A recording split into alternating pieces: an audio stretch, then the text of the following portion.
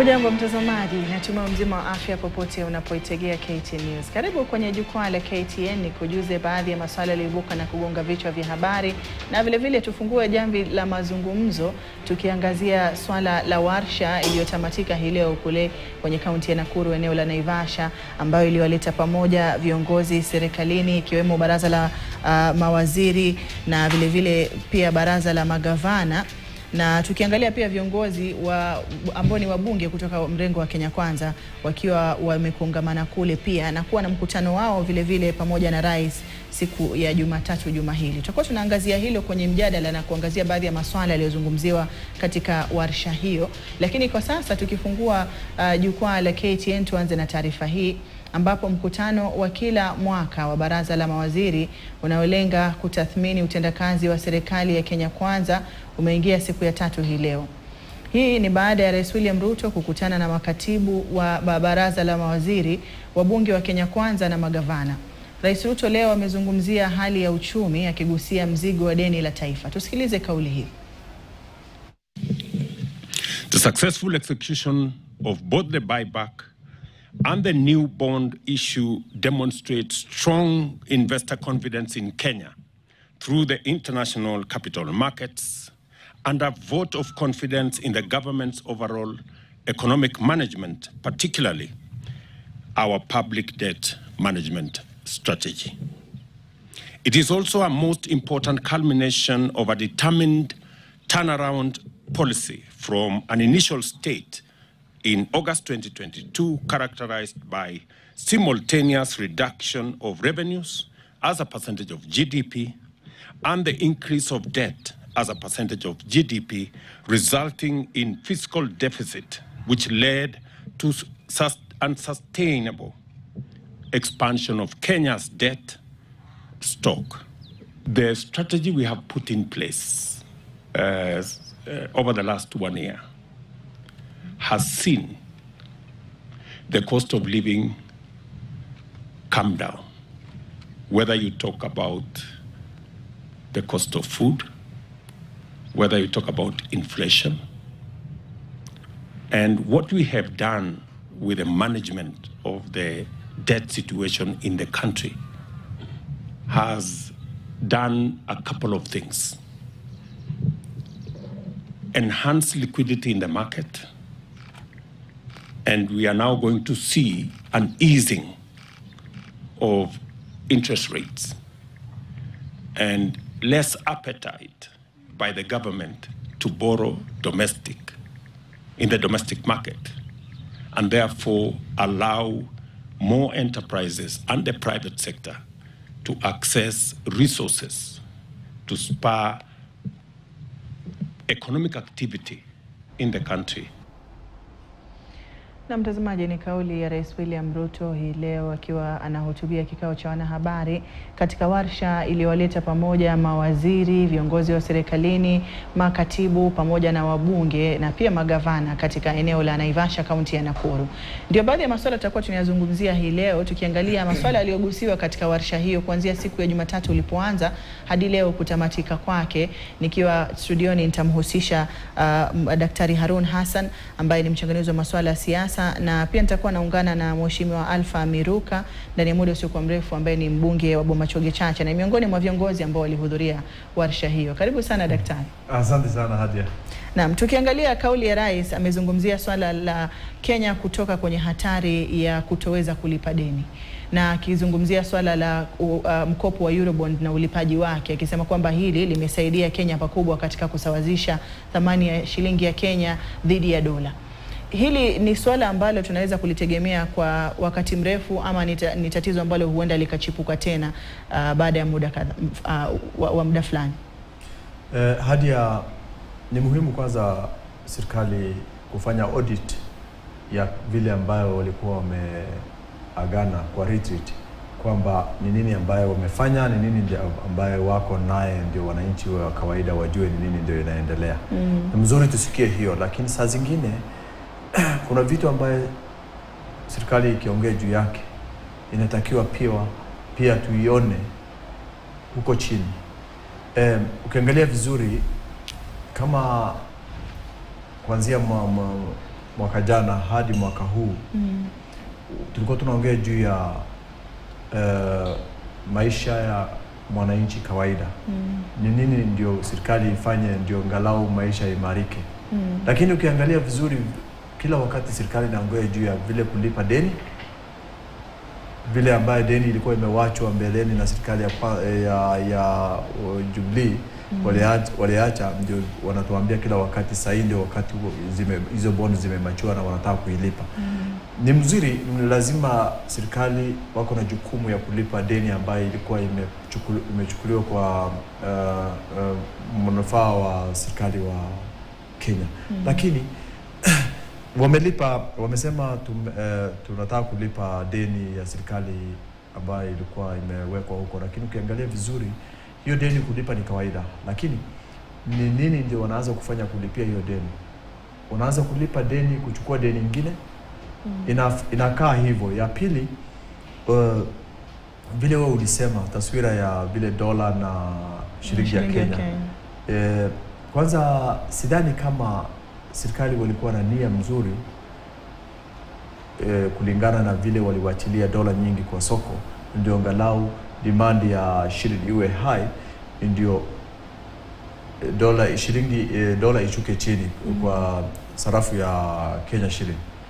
Lakini mpango ilikuwa ni kwamba Eurobond walipoachilia hizo pesa na kuachilia kwa soko, wakaleta wasiwasi kwa soko. Ile wasiwasi ambayo walikuwa wameleta ikalazimisha kila mwananchi yule alikuwa na dollars waanze kuuza dola zao na wachukue shilingi ya Kenya. Lakini wakati ambaye dola yote imeokotwa na umebaki na shilingi peke yake, ni nini ndio uko naye ndio hiyo unaweza ukakontrol na hiyo shilingi ndio isipande juu?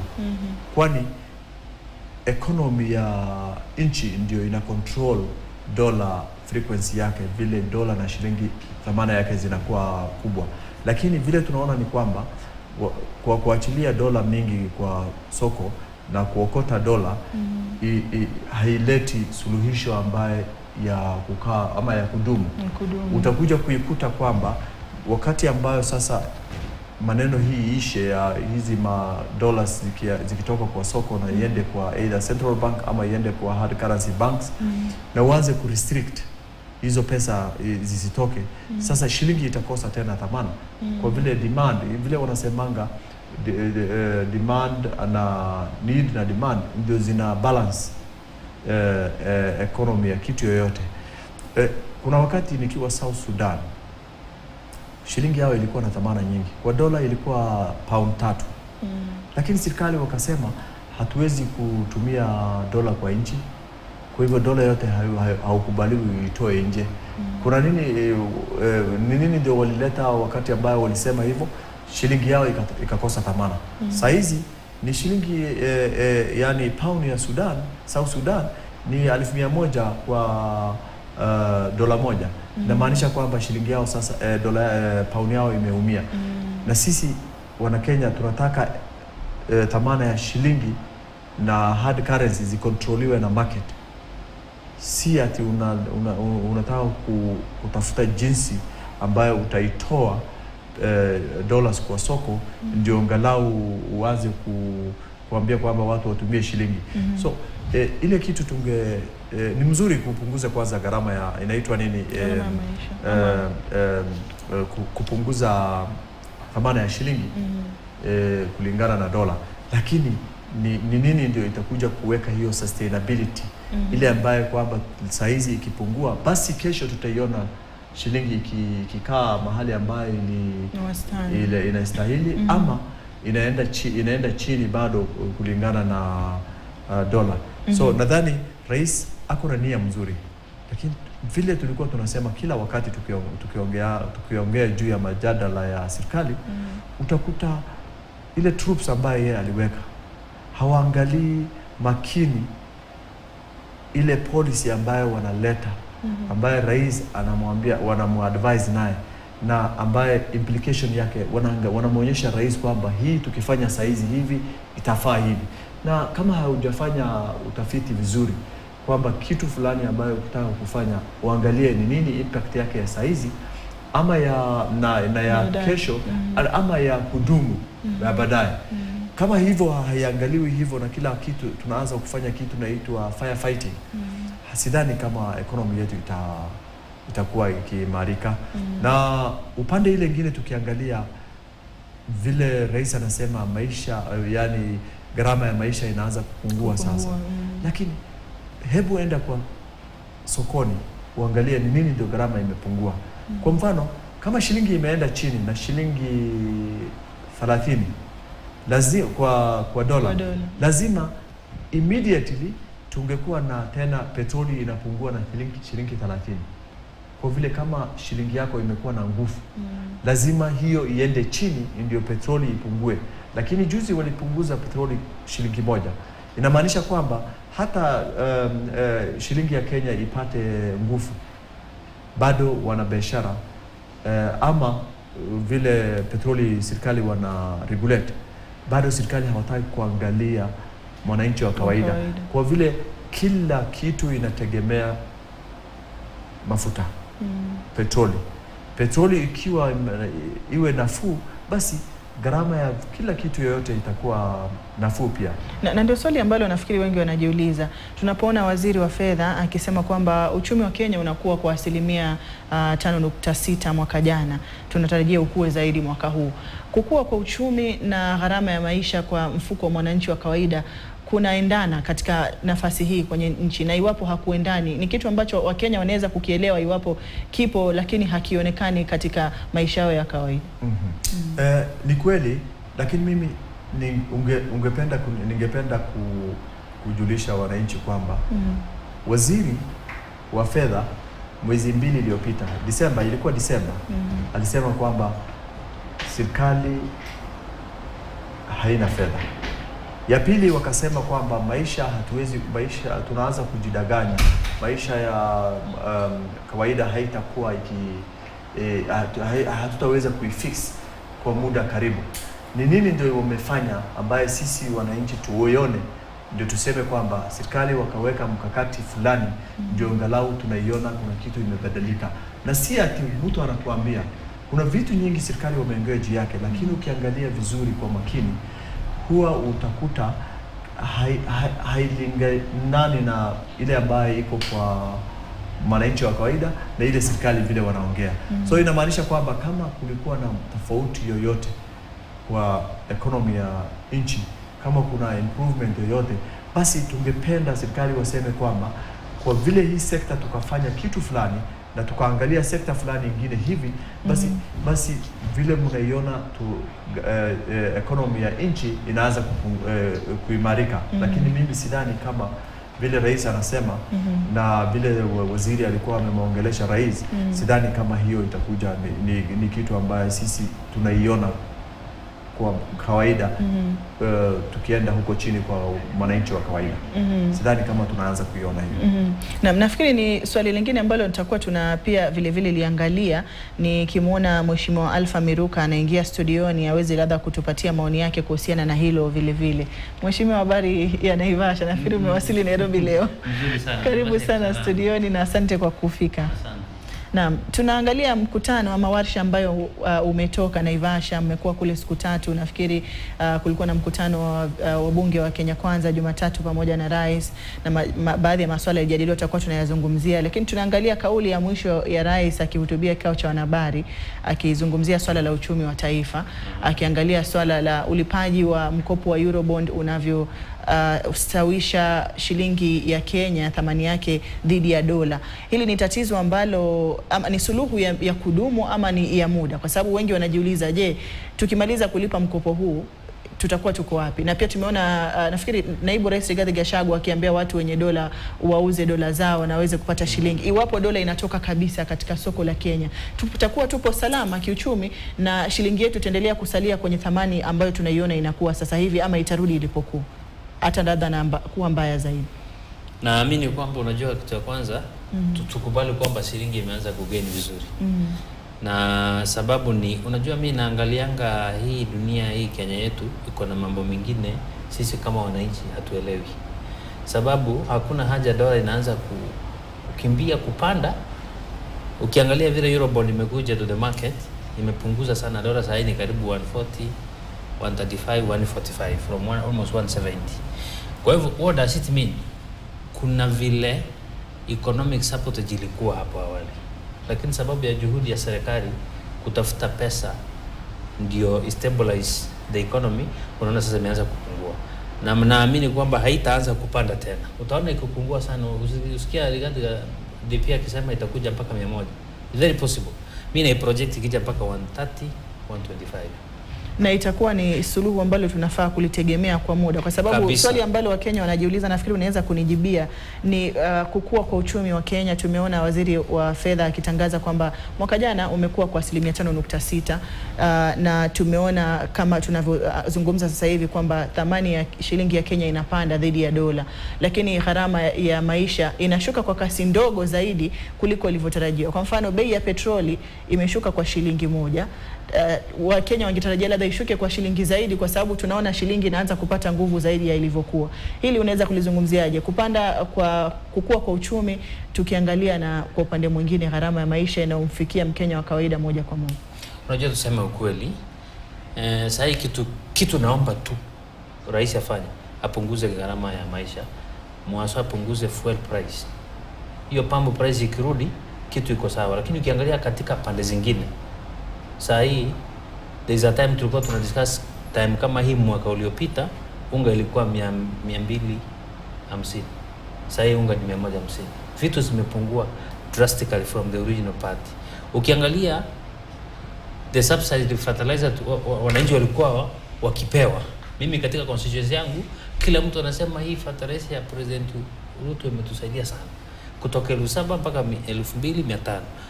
Kwa sekta zingine kama chakula hatuna shida sana, lakini mahali mimi naomba ipunguze zaidi ni fuel. Fuel ikirudi chini kila mtu utasikia ameenda msituni. Kwa hivyo tupe muda na ukumbuke hii serikali imekaa mwaka moja. Wakati kitu inaanzanga na shida mingi. I want to remind you between 2002 na 2007 wakati tulipigia serikali inaitwa NAC, na wakati huo rais alikuwa Kibaki wakati huo mwaka moja alipokuwa ofisini. Hii standard hii, sasa unajua station zingine ndio siko na shida, iliandikanga gazeti moja kwamba NAC government inaendelea kufanya mwananchi kuwa maskini zaidi. Lakini sasa hiyo tufanye opinion who's the best president, mwenye alifanya vitu kurudi kawaida ni Kibaki. Kwa hivyo kwa mwaka moja rais Ruto akiwa ofisini, tumpe muda tu. Nakwambia tukienda mwaka wa pili, mwaka wa tatu hadia tutaongea stories zingine hapa studioni. Naam, na sijui kama tunanunua unga mahali pamoja, kwa sababu nafikiri mimi bado nanunua 170 na kitu. Sijafika 100. Haina shida, lakini natoka 250. Hadia nadhani at least iko between 140 and 180. Ni mzuri mheshimiwa aongee sera za serikali. Na ni mzuri hata sisi tunapenda kuongea kama kuna sera mzuri kwa serikali. Hatusemi sera ya serikali saa hizi ni mbaya, lakini jinsi ambayo wanataka kutatua shida ya economy sio kawaida. Kwa mfano, kuachilia pesa dola nchi yako ni kuumiza economy yako. Hakuna kitu ambaye muhimu ambaye sisi tunatengenezea hapa nchini ambaye inaweza ikabadilisha currency yetu iwe strong. Kila kitu tunaleta kutoka nje ndio angalau soko yetu iwe imara. Lakini mheshimiwa ameenda immediately akawacha swali yako na akaenda kwa ile mahali ya fertilizers na hizo. Na unga haijapunguzwa na mkakati wa serikali, no. Mvua ikanyesha, tukaweka mbegu kwa mchanga, chakula tumezalisha, ndio sasa unga ya kawaida ikakuwa bei yake imepungua. Lakini mbolea ni kawaida kwamba hata kama mbolea ingekuwa na hakuna mvua, hatungekuwa na chakula. Lakini ile kitu sisi tunasema ni mzuri, serikali mnaendelea vizuri, hatuna shida na serikali. Ile kitu tuko naye ni ile mkakati nyinyi mnatumia ni ya kuumiza nchi hii kesho. Kwa mfano, tuliwachilia dola za Eurobond. Ukiwachilia dollars kwa nchi yako, kuna wengi walifanya mbeleni, uachilie dola kwa nchi yako. alafu kesho hizo dola zote ziokotwe ubaki na shillings zako, utakuwa na nguvu gani kufanya business ama biashara huko nje ukiwa na ni mwana biashara ama mwenye atakuja kufaidika ni mwenye amebaki na hard currency yake, na mwenye biashara ambaye anataka kumanuva hiyo market ndio ataanza kupata faida. Lakini jinsi ambayo jinsi ambayo mlitumia saizi ku stabilize dola, sidhani kama hakuna economist, mimi si mtaalamu wa economist, lakini kila economist wanasema kwamba the shock ambayo tumeweka kwa na market ile ya trading ya Kenya inamaanisha kwamba shilingi yetu itaweza ikaenda chini saizi kwa vile dola ziko kila mahali. Lakini hizo dola zinaanza kuokotwa kwa vile kila mwananchi ameona kwamba hii dola, ile dola kidogo uko naye utaingia hasara ukiwa shilingi ikienda chini hivi. Kwa hivyo anaanza kuuza hizo dola zote, zikienda kwa bank ama ziende kwa mkono ya foreigner ama iende kwa central bank. Mwananchi wa kawaida ataanza kufanya biashara yake. Akiwa anafanya biashara nje, namna gani ataanza kupata pesa yake iwe na nguvu? Dola ndio itakuwa scarce. Na kwa hivyo kama scarcity ikuje, basi watu wataanza kuuza dola high rates na shilingi iwe tena inapanda juu. Nafikiri unazungumza kwa sababu wewe ni mfanyabiashara unayefuatilia sana masuala ya dola, na nafikiri unazungumzia swala ambalo unalifanyia biashara kila pata kuungwaji mkono wa kusaidia kueneza ajenda za serikali. Wewe kama mbunge kutoka upande wa Kenya Kwanza, kauli hiyo ulichukuliaje, na nafikiri ni yapi ambayo yanaweza kuwa yamemfikisha rais kuzungumzia swala kama hili? Unajua rais wetu anajaribu sana kung'ang'ana kutafutia katika ajira mwanzo katika vijana wetu hapa nchini na nchi za ng'ambo. Mwenye anataka kwenda kufanya kazi nje apate iko opportunity ya kwenda kufanya kazi nje. Mwenye anataka kufanya kazi Kenya apate iko opportunity ya kufanya kazi Kenya. Sasa aliongea na Ifasa, akaita minister in charge, akamuuliza for example kulikuwa na slots around 2000 registered nurses to go to katika nchi ng'ambo kwenda kufanya kazi, lakini katika hizo wenye walifaulu ni 500 na wenye walifanya kuapply kwa hizo kazi ni 1000. Kwa hivyo hajamiti target. That means the minister and the minister in charge haina mpangilio mzuri wa kuambia watu kila mahali kwamba kuna kazi hapa mwenye anaweza hitaji kwenda kufanya katika nchi nyingine kama UK, kuja ufuate masharti, uapply na uende. Hapo waheshimiwa wote walikuwa wengi walisema hatujui. Kwa hivyo mpango ya serikali ni swali kabisa. Kitu inatakikana sasa ni the department in charge ianze kufahamisha wananchi waelewe hii kazi iko, kama uko na hamu ya kuenda kuifanya fuata njia hii na uende. Tukija katika nchi ya Kenya hapa tuko na challenges mingi of course, lakini juhudi za nyameka kibao mbele kusuluhisha shida ya kazi. Number 1, housing project. Kama housing project ikija kwangu saa hii waanze kujenga minimum of 200 units kwa mwaka moja.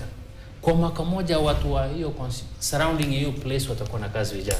Naam, nafikiri tutakuwa tunalizungumzia zaidi, lakini nafikiri kauli ya rais ilikuwa ni kustopata uungwaji mkono katika kueneza ajenda za serikali. Kama ulivyotaja, miongoni mwake ni swala la nyumba za makazi ya bei nafuu.